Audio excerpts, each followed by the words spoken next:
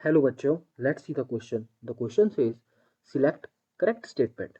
सो हमें बताने कि कौन सी स्टेटमेंट यहाँ पे करेक्ट होगी। अगर हम अपनी फर्स्ट स्टेटमेंट देखें तो फर्स्ट स्टेटमेंट हमें गिवन है कि Xenon F6 act as fluoride donor with the HF acid.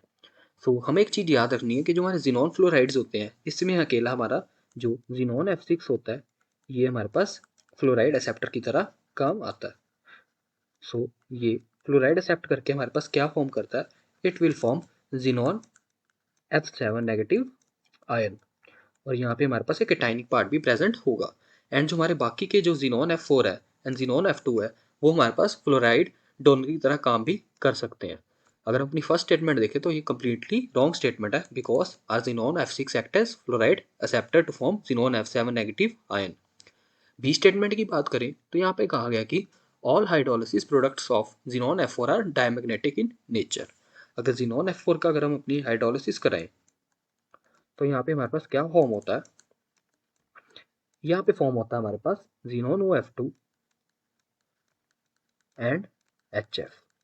Xenon OF2 तो हमें पता है कि it is diamagnetic in nature, because हमने इसका स्ट्रक्चर भी गिवन देखा है कि इसके पास कोई भी अनपेड इलेक्ट्रॉन प्रेजेंट नहीं होते। HF में भी हमारे पास एक क्रिस्टलाइज स्ट्रक्चर आता है जिसके कारण हमारे पास कोई भी अनपेड इलेक्ट्रॉन प्रेजेंट नहीं होता, and it is also diamagnetic in nature. So our B statement is totally true. C की बात करें तो Xenon F2 can act as fluoride acceptor with HF acid, तो ये स्टेटमेंट भी बिल्कुल गलत है because it act as donor. D की बात करें तो यहाँ पे कहा गया कि Xenon F2 on reaction with dilute HCl liberates F2 gas. अगर हम अपने Xenon F2 का रिएक्शन देखें विद डाइल्यूट HCl तो यहाँ पे हमारे पास क्या फॉर्म होगा, it will be HF form होगा, एंड हमारे पास जिनोइन का एलिमेंट बनेगा एंड हमारे पास Cl2 गैस लिबरेट होगी।